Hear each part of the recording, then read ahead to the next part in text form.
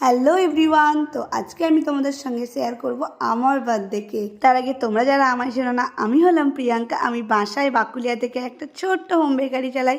স্ক্রিনে দেওয়া নাম্বারে তোমরা আমার কাছে অর্ডার করতে পারো। আমি কিন্তু এগলেস কেক বানাই। তো কিছুদিন আগেই ছিল আমার জন্মদিন, আর এই কেকটা আমি বানিয়েছিলাম আমার নিজেকে গিফট করার জন্য। কেকটার ভিডিও আশা করি তোমরা অনেকেই দেখে নিয়েছো, ফেসবুকে আমি ছেড়েছি। তো টিউটোরিয়ালটা আজকে শেয়ার করছি। কেকটা ছিল একদম সিম্পল কিন্তু খুব গর্জিয়াস রয়্যাল কেক। যেহেতু নিজের জন্য বানাবো তাই ওরকম কোনো কিছু ভাবিনি গো, তবে প্রিন্টারেস্টে একটা এই ডিজাইনটা দেখেছিলাম, তো ভেবেছিলাম এটাই বানাবো। তো এটা সিম্পল, আর এই কেকটার মূল আকর্ষণ ছিল এই যে এই ক্রাউনটা। দেখো ক্রাউনটা দেওয়ার পর কতটা সুন্দর লাগছে কেকটাকে দেখতে। আর ট্রেন্ডিং তো রয়েছে বো তো দিতেই হচ্ছে। সত্যি বলতে কেকটা 90% কিন্তু মাই বানিয়েছিল, বেস থেকে নিয়ে ক্রাম কোডিং করা। এটা ছিল 1 কেজির একটা চকলেট কেক।